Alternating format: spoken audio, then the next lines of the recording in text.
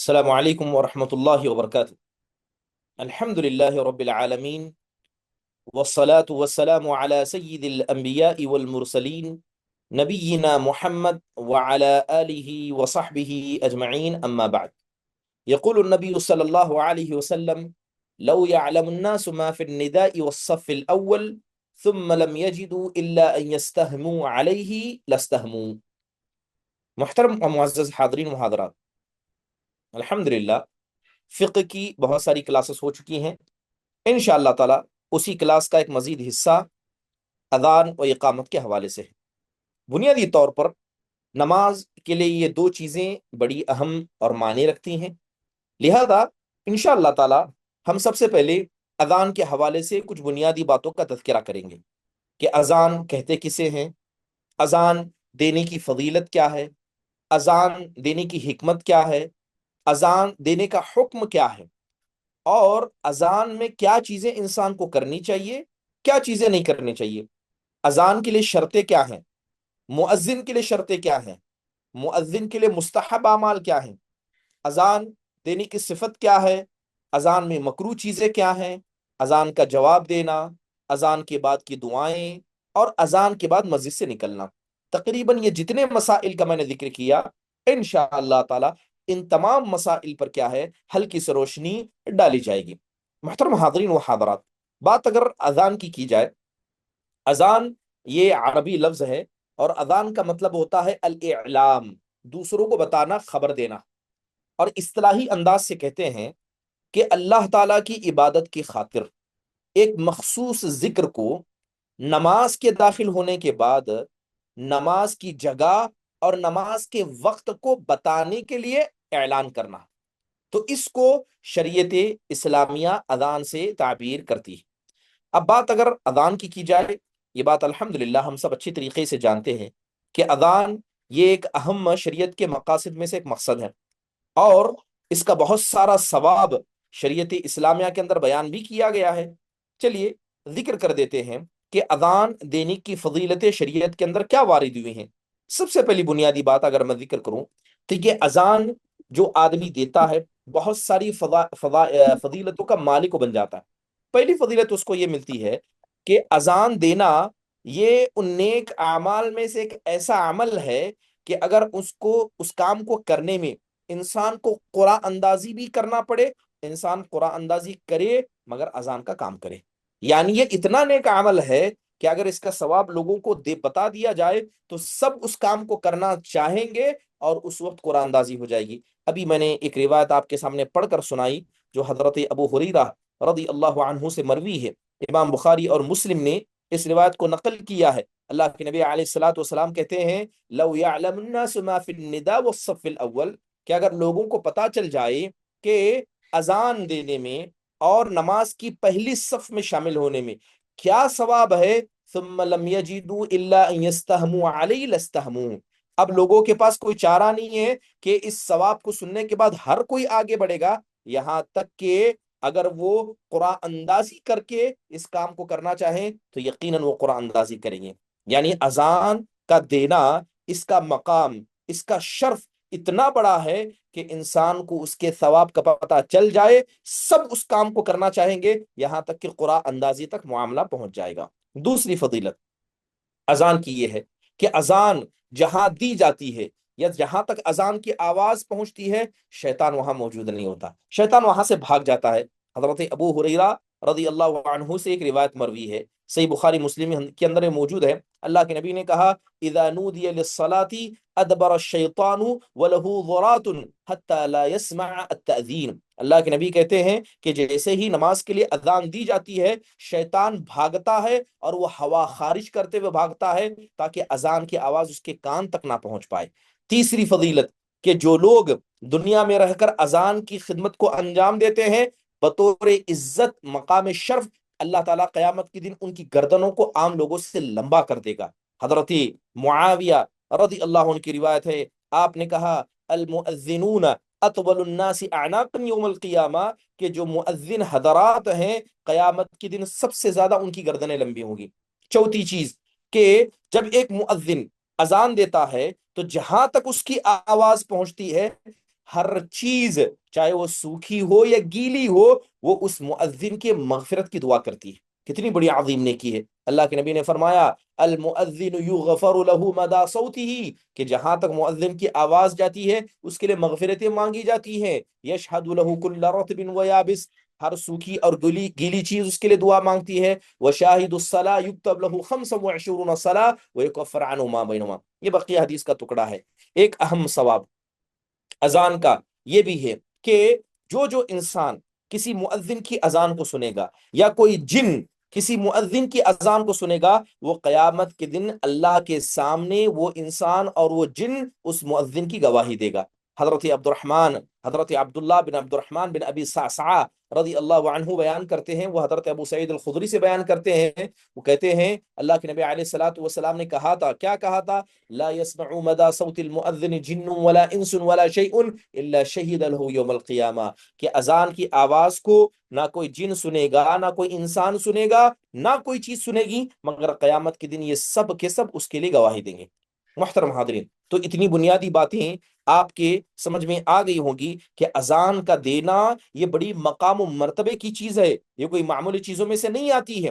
چلیے اس کے بڑھ کر اب ایک سوال اکثر یہ پیدا ہوتا ہے کہ اذان دینے کے بارے میں اتنی فضیلتیں آئی ہیں تو امامت کا مسئلہ کیا ہے؟ اذان دینا افضل ہے یا امامت کرنا افضل ہے؟ ایک آدمی جو لوگوں کو 5 وقتہ نماز پڑھاتا ہے، ایک آدمی جو لوگوں کو 5 وقتہ نماز کی طرف دعوت دیتا ہے، دونوں میں افضل کون ہے؟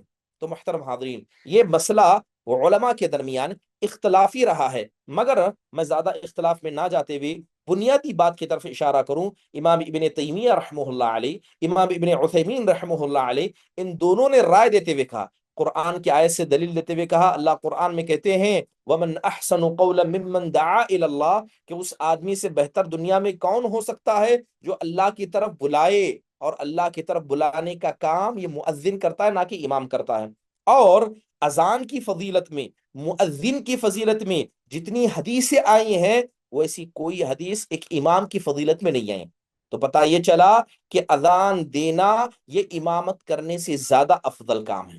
محترم حاضرین، چلیے جب اس بات کو ہم سمجھ گئے تو ایک مسئلے کو ذکر کرتے ہیں۔ اکثر لوگ یہ سوال پوچھتے ہیں، جیسے کہ الحمدللہ آج اکثر علاقوں میں ہوتا ہے، کیا ایک مسجد میں ایک سے زیادہ مؤذن کو رکھا جا سکتا ہے؟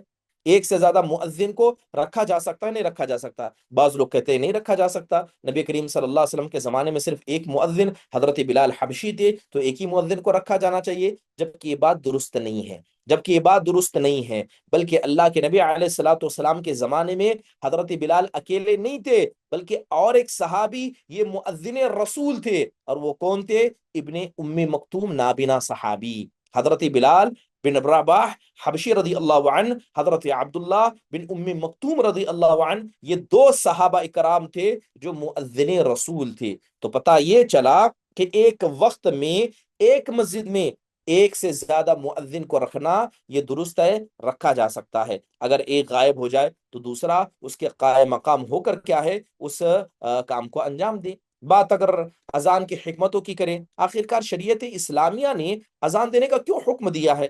کوئی نہ کوئی حکمت ضرور ہوگی، کیونکہ شریعت اسلامیہ جب کسی کام کو کرنے کا حکم دیتی ہے ایسا ہو نہیں سکتا کہ اس کی کوئی حکمت نہ ہو۔ بسا اوقات کچھ حکمتیں ہم کو پتہ چلتی ہیں، بسا اوقات کچھ حکمتوں کے بارے میں ہمیں اندازہ نہیں ہوتا ہے۔ بہرحال ہر حال میں شریعت اسلامیہ جب کوئی حکم بتاتی ہے یا کسی چیز پر عمل کرنے کا حکم دیتی ہے تو اس کا بڑا گہرا اثر کہیں یا یوں کہیے اس کا بڑا گہرا تعلق حکمت سے ہوتا ہے۔ اذان کے حکمت کے تعلق سے علماء کرام نے بہت ساری بنیادی باتیں کہی۔ سب سے پہلی بات یہ ہے کہ اذان کے اندر کلمہ توحید، اذان کے اندر کلمہ توحید کو بار بار ذکر کیا جاتا ہے اور کلمہ توحید کا اعلان کیا جاتا ہے۔ یہ اسلام کا ایک شعیرہ ہے، لہذا اذان کے ذریعے کلمہ توحید کو لوگوں میں بلند کیا جا رہا۔ دوسری بات یہ ہے کہ اذان دینے کی حکمت یہ ہے کہ انسان کو نماز کے وقت کے داخل ہونے کا پتہ چل جاتا ہے۔ جیسے اذان دے دی گئی تو آپ کو پتہ چل گیا کہ ابھی جماعت کے لیے 15 منٹ باقی ہیں، 10 منٹ باقی ہیں، فجر وغیرہ میں 20-25 منٹ، آدھا گھنٹے کا فاصلہ رکھا جاتا ہے۔ تو اذان ہونے کے بعد نماز کے وقت کا پتہ انسان کو ہو جاتا ہے۔ اسی طرح اگر کوئی اجنبی آدمی کسی اجنبی شہر میں آئے اور اذان دی جائے تو اسے نماز کی جگہ کا بھی پتہ اذان سے چلتا ہے۔ اس کے علاوہ اذان دینے کا ایک بڑی حکمت جو علماء نے بیان کی، لوگوں کو کیا ہے؟ دعوت دینا ہے، جماعت کی طرف دعوت دینا ہے، لوگوں کو ایک جگہ اکٹھا ہو کر اللہ کی عبادت کرنے کی طرف دعوت دینا ہے۔ اس کے علاوہ جہاں اذان دی جاتی ہے، یہ بات بتاتی ہے کہ وہ دار الاسلام ہے، دار الحرب نہیں ہے، یعنی جہاں اذان دی جاتی ہے یہ اس بات کی علامت ہے کہ یہاں مسلمان رہتے ہیں، مسلمانوں کی بستیاں یہاں موجود ہیں۔ تو یہ ساری حکمتیں ہیں جن کی بنیاد پر شریعت اسلامیہ کیا ہے؟ اذان دینے کا حکم دیتی ہے۔ چلیے، اب سوال ہے کہ کیا اذان دینا واجب و ضروری ہے؟ دیکھیے، سب سے پہلی بنیادی بات میں آپ کو بتا دوں کہ اذان یہ فرض کفایہ ہے۔ اذان کا مسئلہ کیا ہے؟ اذان یہ فرض کفایہ ہے۔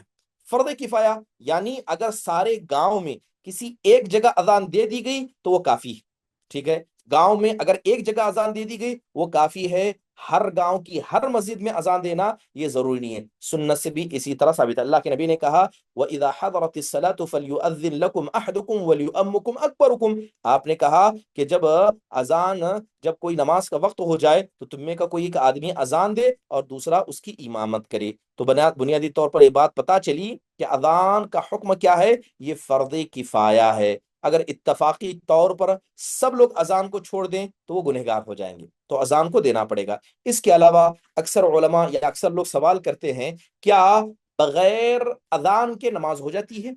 کیا بغیر اذان کے نماز ہو جاتی ہے یا بغیر اقامت کے نماز ہو جاتی ہے؟ جی ہاں، صحیح اور راجح بات یہی ہے کہ اگر اذان نہ دی جائے، اقامت نہ دی جائے، تب بھی نماز صحیح ہو جاتی ہے، کیونکہ نماز کے واجبات میں، نماز کے شروط میں، نماز کے ارکان میں نہ اذان آتی ہے نہ اقامت آتی ہے۔ محترم حاضرین، اتنی بات جب آپ سمجھ چکے ہیں تو آگے ہم ذکر کرتے ہیں کہ اذان کے اندر انسان کو کیا کام کرنا چاہیے، کون سی چیزیں اذان کے اندر مشروع ہیں۔ سب سے پہلے اذان کب کب دی جانی چاہیے اس پر پہلے ذکر کر لیتے ہیں۔ اذان سب سے پہلے 5 وقتہ نمازوں کے لیے دی جائے گی، یعنی اس کا مطلب یہ ہوا کہ جو 5 وقتہ فرض نمازیں ہیں صرف ان فرض نمازوں میں اذان دی جائے گی، کسی سنت کے لیے، کسی نفل نماز کے لیے اذان دینا یہ ثابت نہیں ہے۔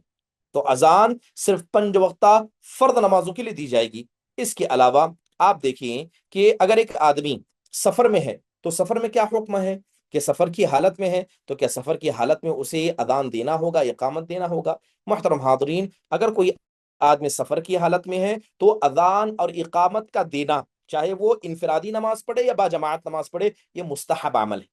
یعنی اگر آپ سفر میں ہیں، تنے تنہا ہیں یا پوری جماعت کے ساتھ ہیں، اگر آپ اذان دیتے ہیں، اقامت دیتے ہیں تو یہ مستحب عمل ہے، واجب و ضروری نہیں ہے، واجب اور ضروری نہیں ہے۔ چلیے، اتنی بات جب آپ کو سمجھ میں آ گئی، ایک مسئلہ اور بھی میں آپ کے سامنے بتا دیتا ہوں کہ اگر کوئی آدمی 2 نمازوں کو ایک ساتھ اکٹھا کرے تو کیا 2 اذان اور 2 اقامت دے گا، یا ایک اذان ایک اقامت دے گا، یا کیا کرے گا؟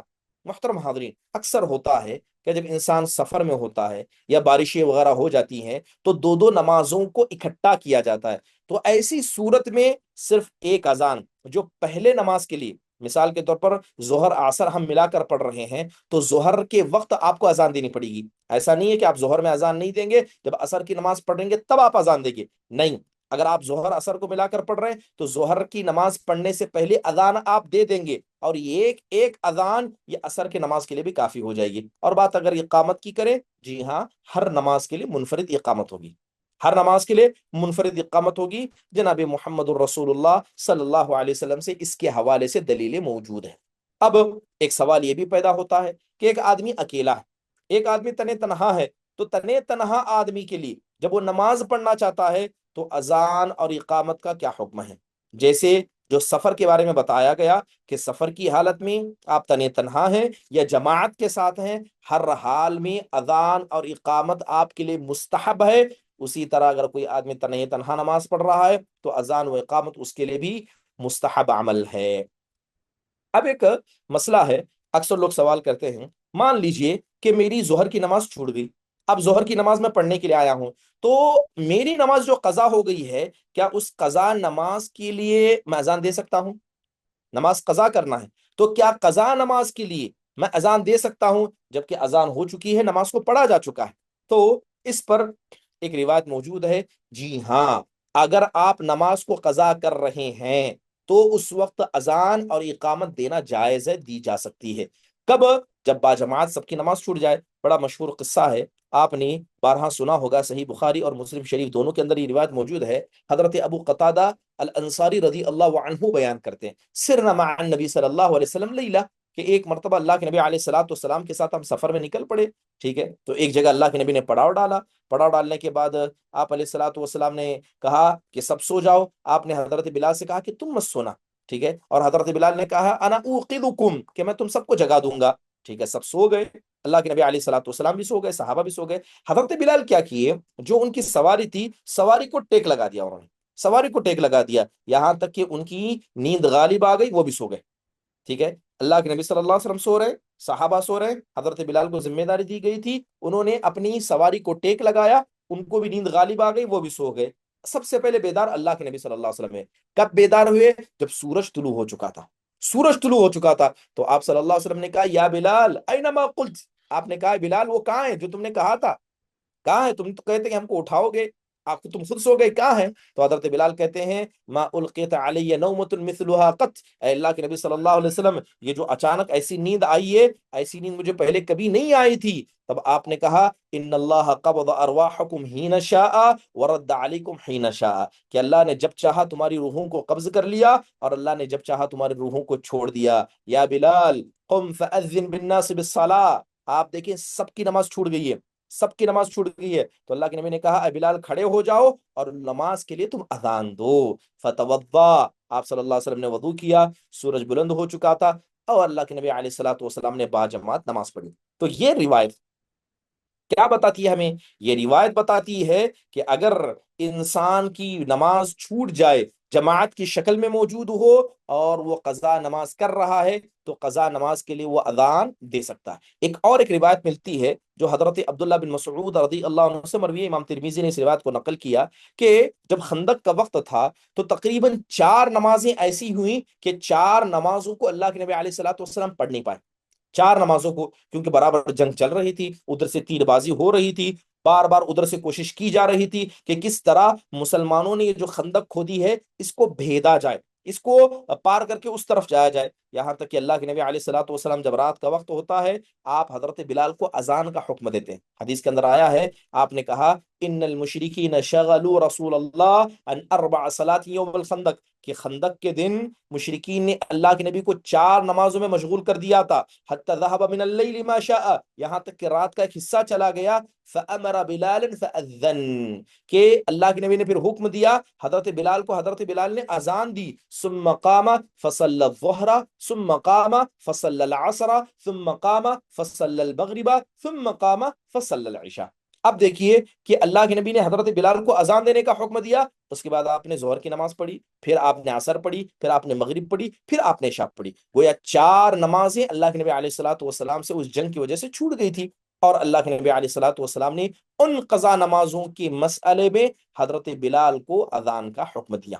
تو پتہ یہ چلا کہ اگر کسی آدمی کی نماز جماعت موجود ہو، ان کی نماز چھوٹ گئی ہو، تو وہ اذان دے سکتے ہیں، یہ جائز ہے، لیکن یہ بات آپ کو سمجھنی ہوگی کہ اذان صرف یہ فرض نمازوں کے ساتھ خاص ہے، مستحب ہے، سنت ہے، نفل نمازوں کے ساتھ اذان نہیں ہے، ٹھیک ہے۔ یہاں پر اب مان لیجئے متعدد نمازیں انسان سے چھوٹ گئی، جیسے میں نے ابھی کہا اللہ کے نبی علیہ الصلوۃ والسلام سے 4 نمازیں چھوٹ گئی تھی، تب آپ صلی اللہ علیہ وسلم نے متعدد نمازوں میں ایک ہی اذان دی، اور یہی اصل ہے، یہی اصل ہے۔ چلیے بات کرتے ہیں کہ مثال کے طور پر ایک آدمی مسجد میں داخل ہوا، ایک آدمی مسجد میں داخل ہوا، اب اس مسجد کے اندر اذان ہو چکی ہے، اقامت ہو چکی ہے، نماز بھی ختم کر دی گئی ہے۔ اب میں جب نماز کے ختم ہونے کے بعد مسجد میں آیا ہوں، تو کیا میں اذان دے کر نماز پڑھ سکتا ہوں جبکہ اس مسجد میں نماز ہو چکی ہے؟ اب اس مسئلے میں علماء کی 2 رائے۔ پہلی رائے یہ ہے کہ جہاں پر اذان اور اقامت ہو چکی ہے، وہاں دوبارہ جا کر انسان کو اذان و اقامت نہیں دینی چاہیے، دوبارہ جا کر وہاں پر انسان کو اذان اقامت نہیں دینی چاہیے، کیونکہ وہاں نماز ہو چکی ہے، آپ جائیے اپنی نماز قضا کر لیجئے، آ جائیے۔ بعض دوسرے علماء نے، خاص کر امام ابن حزم اور بعض سلف صالحین سے مروی ہے کہ نہیں، وہ جاتے تھے اذان دیتے تھے، لیکن راجح مسلک یہی ہے کہ انسان کو ایسی مسجد میں جہاں اذان دی جا چکی ہے، جہاں نماز پڑھی جا چکی ہے، وہاں جا کر دوبارہ اذان نہیں دینا چاہیے، بس انسان کو اپنی نماز کو ادا کر لینا چاہیے۔ اب یہ تو بات ہوئی ان نمازوں کی جس میں اذان دینا ہے۔ کچھ نمازیں ایسی ہیں جہاں پر اذان دینا ثابت نہیں ہے، اگر کوئی آدمی ان نمازوں میں اذان دیتا ہے تو وہ بدعت کے کام کو انجام دیتا ہے۔ سب سے پہلے عید کی نماز، تو عید کی نماز میں نہ اذان ہوتی ہے نہ اقامت ہوتی ہے، جیسے کہ حدیث کے اندر اللہ کے نبی علیہ الصلوۃ والسلام سے وارد ہے، حضرت سمرہ جابر بن سمرہ کہتے ہیں صلیت مع رسول اللہ صلی اللہ علیہ وسلم عیدین غیر مرہ ولا مرتین بغیر اذان ولا اقامہ۔ حضرت جابر بن سمورہ کہتے ہیں کہ میں نے اللہ کے نبی علیہ الصلوۃ والسلام کے ساتھ عیدین کی نماز کئی مرتبہ پڑھی ہے، آپ نے کبھی نہ عیدین میں اذان دی، نہ آپ صلی اللہ علیہ وسلم نے کبھی اقامت کہی۔ تو صحیح بات یہی ہے کہ عید کی اذان، عید کی نماز میں نہ اذان ہوتی ہے نہ اقامت ہوتی ہے۔ اس کے علاوہ جب انسان لوگوں کو نماز کے لیے اکٹھا کرے، جیسے الصلاۃ جامعہ، الصلاۃ جامعہ کہے، یعنی لوگوں کو عید کی نماز کے لیے بلائے، تو عید کے لیے نماز کے لیے بلانا جائز ہے، عید کی نماز کے لیے آپ بلا سکتے ہیں، لیکن یہاں پر اذان دینا درست نہیں ہے۔ دوسری بات، جو استسقاء کی نماز پڑھی جاتی ہے، استسقاء کی نماز میں بھی نہ اذان ہوتی ہے نہ اقامت ہوتی ہے، کیونکہ یہ بھی نماز کیا ہے، اکٹھا کی جاتی ہے، اللہ کے نبی علیہ الصلوۃ والسلام سے اذان ثابت نہیں ہے۔ اور دوسری بات یہ ہم جانتے ہیں کہ بارش مانگنے کے لیے جو نماز پڑھی جاتی ہے اس کے اندر انسان کی حیت الگ ہوتی ہے۔ اس کے علاوہ صلاۃ الکسوف، جسے ہم سورج اور چاند گرہن کی نماز کہتے ہیں، اس میں بھی نہ اذان ہے نہ وہاں پر اقامت موجود ہے۔ حضرت عائشہ رضی اللہ عنہ سے ایک روایت موجود ہے، وہ کہتی ہیں کہ خسفت الشمس علی عہد رسول اللہ صلی اللہ علیہ وسلم فبعث منادی ینادی الصلاۃ جامعہ۔ حضرت عائشہ کہتی ہیں کہ اللہ کے نبی علیہ الصلوۃ والسلام کے زمانے میں سورج چاند گرہن ہوا تھا، تو آپ نے ایک آدمی کو بلا کر بھیجا، ایک آدمی کو بلانے کے لیے بھیجا اور کہا الصلاۃ جامعہ، کہ لوگوں کے سامنے جاؤ اعلان کرو کہ نماز کو کیا ہے، جمع کر کے پڑھا جائے گا۔ تو پتہ یہ چلا کہ انسان کیا ہے، اس صلاۃ کسوف اور خسوف میں کیا ہے، نماز کو اکٹھا نہیں کرے گا، یعنی معذرت کے ساتھ کیا ہے، اذان اور اقامت نہیں دے گا۔ نہ صلاۃ الکسوف میں ہے، نہ استسقاء میں ہے، نہ عیدین میں ہے، ان نمازوں میں نہ اذان ہے نہ اقامت ہے۔ یہ کچھ بنیادی باتیں اس کے حوالے سے تھیں۔ چلیے اب اگر بات کا ذکر کریں شروط اور کنڈیشن کی، جی ہاں، اذان کی بھی کچھ کنڈیشن ہوتی ہیں اور مؤذن کے لیے بھی کچھ کنڈیشن ہوتی ہیں۔ اگر بنیادی طور پر میں آپ کے سامنے ذکر کروں کہ اذان کی کنڈیشنز کیا ہیں، سب سے پہلے اذان کی شرطوں میں جو علماء نے بیان کیا، پہلی شرط یہ ہے کہ نماز کا وقت داخل ہو، یعنی نماز کے وقت کے داخل ہونے سے پہلے آپ اذان نہیں دے سکتے، یہ جائز نہیں، درست نہیں ہے۔ تو پہلی چیز یہ ہے کہ اذان اسی وقت صحیح ہوگی جب نماز کا وقت داخل ہو جائے گا، تو یہ پہلی اور بنیادی شرط ہے۔ دوسری شرط یہ ہے کہ نماز کے مسئلے میں، خاص کر جو فجر کی نماز ہوتی ہے، تو فجر کی نماز میں جب انسان کیا ہے، لوگوں کو بلاتا ہے، لوگوں کو دعوت دیتا ہے، تو یہ بات آپ نے سنی ہوگی، جیسے کہ روایت کے اندر آتا ہے کہ ان بلالا یؤذن بلیل فکلوا واشربوا حتی یؤذن بمکتوم، کہ فجر کی نماز کے لیے دو دو اذانیں ہوتی تھی نبی صلی اللہ علیہ وسلم کے زمانے میں، ٹھیک ہے، ایک حضرت بلال دیتے تھے، ایک حضرت عبداللہ بن ام مکتوم دیتے تھے۔ تو اللہ کے نبی علیہ الصلوۃ والسلام نے ایک ہی اذان، یعنی ایک نماز کے لیے دو دو اذانیں، ٹھیک ہے، ایک فجر سے پہلے اور دوسرا طلوع یعنی فجر کے لیے، تو دو اذانیں ہوا کرتی تھی۔ اللہ کے نبی علیہ الصلوۃ والسلام نے بتایا ہے کہ بلال کیا ہے، رات میں اذان دیتے ہیں، جب بلال کی اذان سنو تو تم سحری کر لیا کرو، کھا لیا کرو، پی لیا کرو، یہاں تک کہ عبداللہ بن ام مکتوم اذان دے، کیونکہ حضرت عبداللہ بن ام مکتوم یہ بالکل فجر کی نماز کی اذان دیتے تھے اور حضرت بلال رات میں اذان دیتے تھے۔ تو آپ علیہ الصلوۃ والسلام کی حدیث موجود ہے۔ تو فجر کی نماز کے لیے وقت سے پہلے اذان دینا ثابت ہے، دے سکتے ہیں، ورنہ اس کے علاوہ دوسری نمازوں میں وقت سے پہلے اذان دینا ثابت نہیں ہے، درست نہیں ہے، ٹھیک ہے۔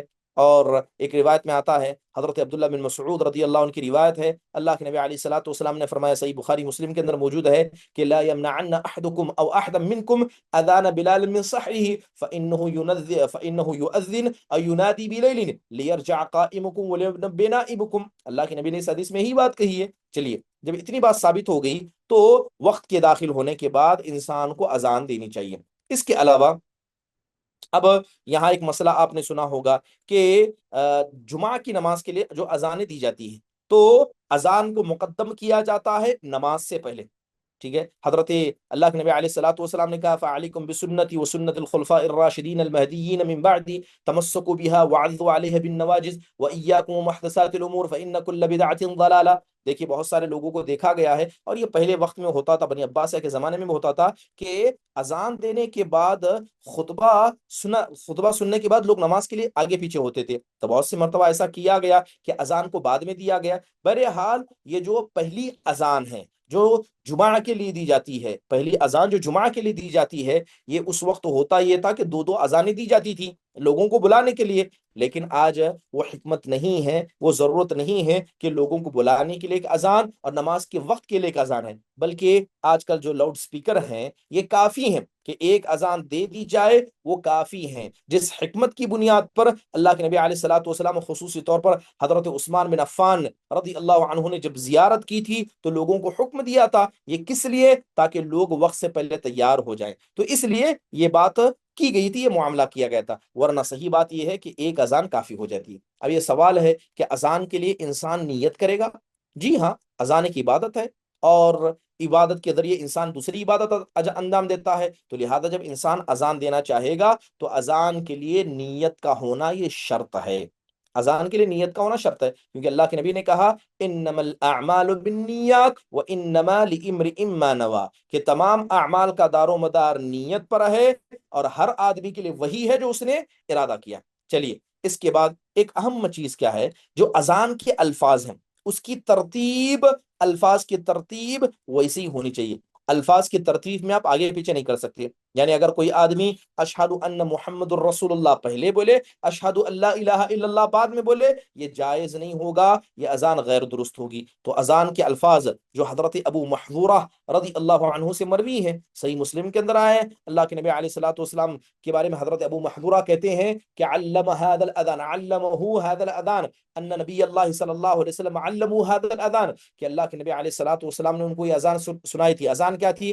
اللہ اکبر، اللہ اکبر، اشہد ان لا الہ الا اللہ، اشہد ان لا الہ الا اللہ، اشہد ان محمد رسول اللہ، اشہد ان محمد رسول اللہ۔ پھر آپ علیہ الصلوۃ والسلام کیا ہے، اس کے بعد حی علی الصلاۃ دو مرتبہ، حی علی الفلاح، حی علی الفلاح دو مرتبہ، اس کے بعد اللہ اکبر لا الہ الا اللہ۔ اس طرح کے الفاظ حضرت ابو محذورہ رضی اللہ عنہ کی روایت سے مروی ہیں۔ تو بتانے کا مقصد یہ ہے کہ یہ جو اذان کی ترتیب ہے کہ پہلے اللہ اکبر دو مرتبہ، اشہد اللہ الہ الا اللہ دو مرتبہ، اشہد ان محمد الرسول اللہ دو مرتبہ، حی علی الصلاح، حی علی الفلاح، اس کے بعد اللہ اکبر اور ایک مرتبہ لا الہ الا اللہ، اس مکمل ترتیب کا جیسا کا ویسا خیال کیا جائے گا۔ اگر کسی نے ترتیب میں اوپر نیچے کیا تو اس کی اذان غیر درست ہوگی، اس کی اذان غیر درست ہوگی۔ چلیے اس کے علاوہ بہت سارے لوگوں کو دیکھا جاتا ہے کہ وہ اذان کے درمیان، مثال کے طور پر اللہ اکبر کہا تو دوسرا اللہ اکبر کہنے کے لیے بڑا لمبا گیپ لیتے ہیں، ایک لمبا گیپ لیتے ہیں۔ تو اس کے مسئلے میں علماء نے گفتگو کی ہے کہ اگر کوئی آدمی اللہ اکبر بول کے رک جائے، مثال کے طور پر 1 منٹ رک جائے، 2 منٹ رک جائے، پھر دوبارہ اللہ اکبر بولے، تو ایسے لوگوں کی اذان باطل ہو جاتی ہے، کیونکہ اذان کے الفاظ میں انسان کو کیا ہے، زیادہ گیپ نہیں دینا چاہیے، ایک کے بعد دوسرا، دوسرے کے بعد تیسرا، انسان کو کیا ہے، اذان کو مکمل کرنا چاہیے، زیادہ درمیان میں گیپ نہیں دینا چاہیے، یہی شریعت کا مسئلہ ہے۔ چلیے اس پر کیا ہے، کان یأمر، جیسے کہ حضرت سلیمان بن سرد رضی اللہ عنہ کے بارے میں آتا ہے کہ کان یأمر غلامہ بالحاجۃ فی اذانہا، کہ حضرت سلیمان بن سرد رضی اللہ عنہ جو اپنے غلام کو اذان دینے کا حکم دیتے تھے، وہ موالات یعنی ایک کے بعد فوراً دو، لمبا گیپ، لمبا وقت نہ دیا کرو، لہذا ضروری ہے کہ انسان اس کا مکمل خیال کرے۔ دیکھیے بات کی جائے اذان کے درمیان لمبا گیپ کرنے کی، میں نے بتایا کہ اگر اذان کے درمیان لمبا گیپ کر دیا جائے، اذان کے درمیان لمبی خاموشی کو رکھا جائے تو وہ اذان باطل ہو جاتی ہے، اذان کو ایک کے بعد دوسرا ادا کرنا چاہیے۔ ٹھیک ہے، کیا اذان کو عربی زبان کے علاوہ دوسری زبان میں دیا جا سکتا ہے؟ تو بنیادی بات یہ ہے کہ اذان کی شرطوں میں سے ایک شرط یہ ہے کہ اذان صرف عربی زبان میں دی جائے گی، اذان صرف عربی زبان میں دی جائے گی۔ اذان کو اگر کوئی آدمی عربی کے علاوہ کسی بھی اور زبان میں دیتا ہے تو وہ اذان غیر قابل قبول ہوگی، کیونکہ نبی کریم صلی اللہ علیہ وسلم سے ایسے ہی وارد ہے، لہذا ہم کو ایسا ہی کرنا چاہیے۔ اب سوال یہ ہے کہ بہت سارے لوگ اذان کے الفاظ کو ادا کرنے میں غلطی کرتے ہیں، ٹھیک ہے، اذان کے الفاظ میں غلطی کرتے ہیں، لحن کرتے ہیں، یا بسا اوقات ایسے الفاظ کہتے ہیں جس کی وجہ سے اذان کا معنی بدل جاتا ہے۔ تو کیا ایسی اذان دینا درست ہے؟ دیکھیے صحیح بات یہ ہے کہ انسان کو اذان کو سیکھنا چاہیے، اذان کو سمجھنا چاہیے، اذان کے اندر غلطی نہیں ہونی چاہیے، جو الفاظ صحیح ہیں اس کو صحیح طریقے سے ادا کرنا چاہیے۔ اور دیکھیے اب بسا اوقات بعض لوگوں کو ترتیب یعنی سکھانے کے لیے بعض جگہ ایسے کرتے ہیں کہ ایک ہی اذان کو کئی کئی بچے مل کر دیتے ہیں، یعنی ایک بچہ اللہ اکبر بولے گا، دوسرا بچہ اشہد اللہ الہ الا اللہ اشہد اللہ الہ الا اللہ بولے گا، تیسرا بچہ اشہد ان محمد الرسول اللہ بولے گا۔ کیا اس طرح کا کرنا درست ہے کہ ایک ہی اذان کو ملٹیپل لوگ دیں؟ یہ درست نہیں ہے۔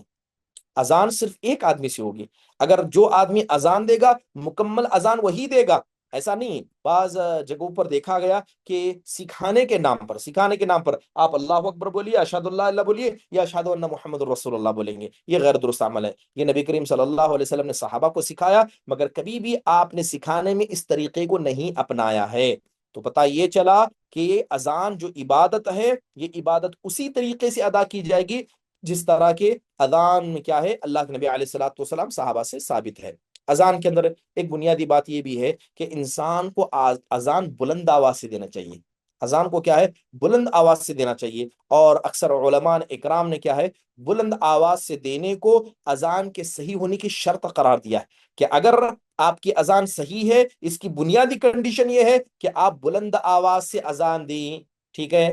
اب چاہے فرق نہیں پڑتا کہ لوگ موجود ہیں مسجد میں اکٹھا ہیں، زیادہ چیخنے کی ضرورت نہیں ہے، نہیں، اگرچہ لوگ موجود ہیں لیکن شریعت کا حکم یہ ہے کہ آپ اذان بلند آواز ہی سے دیا کریں گے، کیونکہ اس کے بہت سارے فائدے ہیں، جیسے کہ اس کے فائدوں کا ذکر میں نے ابھی آپ لوگوں کے سامنے کیا تھا۔ چلیے، اس کے علاوہ جو مؤذن ہے اس کے اندر بھی چند شرطوں کا ہونا ضروری ہے، ٹھیک ہے۔ اگر آپ کسی کو بطور مؤذن طے کرنے والے ہیں تو مؤذن کے اندر بھی کچھ شروط کا ہونا پایا جاتا ضروری ہے۔ سب سے پہلی بنیادی چیز یہ ہے کہ مؤذن مسلمان ہو، یعنی اگر کوئی کافر اذان دیتا ہے، کوئی غیر مسلم اذان دیتا ہے تو اس کی اذان صحیح نہیں ہوگی۔ کیوں صحیح نہیں ہوگی؟ کیونکہ اذان کے اندر نیت کا ہونا ضروری ہے، اور کیا ایک کافر سے نیت ہو سکتی ہے؟ نہیں ہو سکتی ہے۔ اور دوسری بات ہے، ایک جو غیر مسلم ہے، جو کافر ہے، وہ عبادت کا کیا ہے، اہل نہیں ہے، تو لہذا وہ اذان نہیں دے سکتا۔ دوسری اہم بات کیا ہے کہ جو مؤذن ہے وہ عقل مند ہونا ضروری ہے، یعنی ایک بیوقوف ہے تو وہ اذان نہیں دے سکتا، کیونکہ اذان کا مسئلہ ایسا یہ ہے کہ اگر انسان عقل مند نہیں ہے تو ہو سکتا ہے کہ الٹی سیدھی زبان میں کوئی بھی اذان کے اندر فحش غلطی کرنے لگے، لہذا ایک پاگل ہے نہ وہ اذان دے سکتا ہے۔ اگر ایک پاگل اذان دینے لگ جائے، ہو سکتا ہے کہ لوگ اس کا اعتبار نہ کریں کہ پاگل ہے، اذان دے رہا ہے، ایسے ہی بڑبڑا رہا ہے، لہذا ضروری ہے کہ جو اذان دے رہا ہے وہ عقل مند انسان ہو۔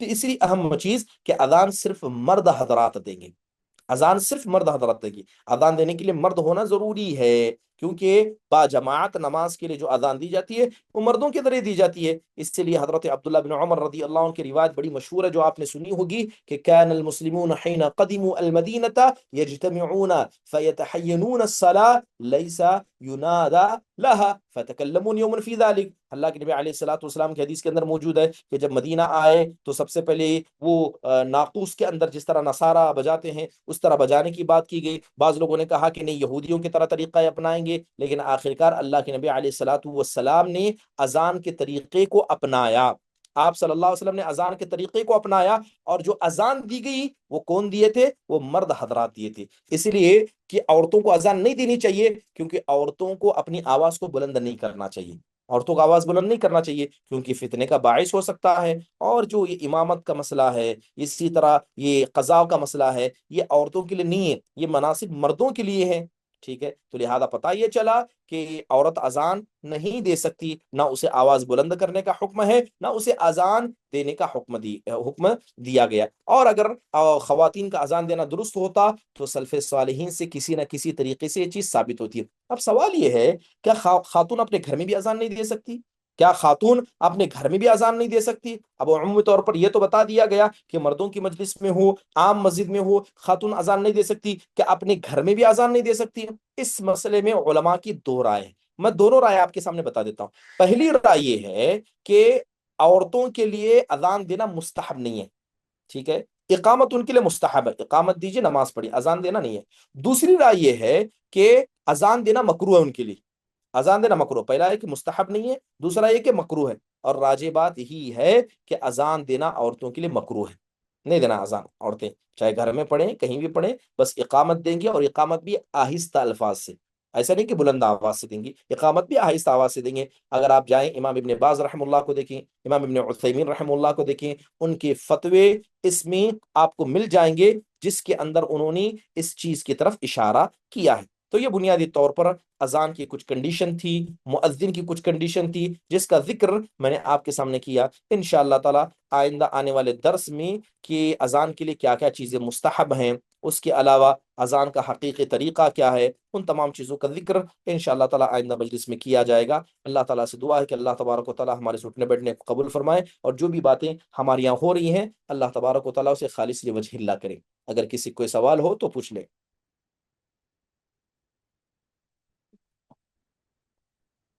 جی اس کے انجم۔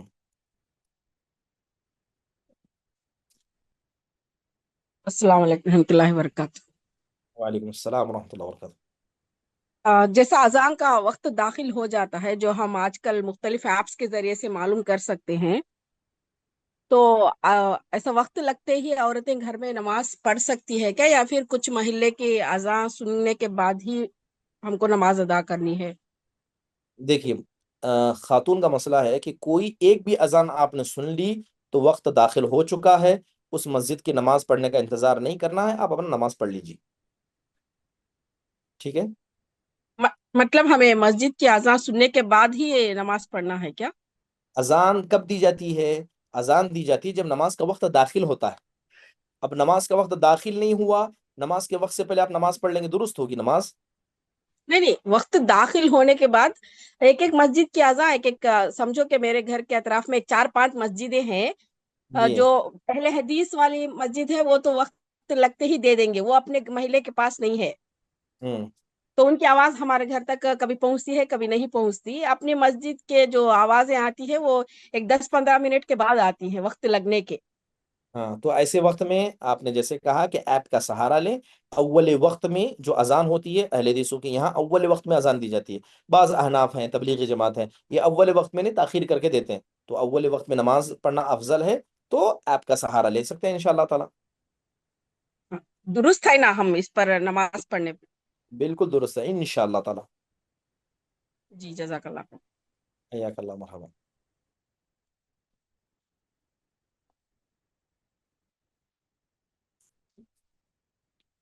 جی اور کسی کوئی سوال ہے؟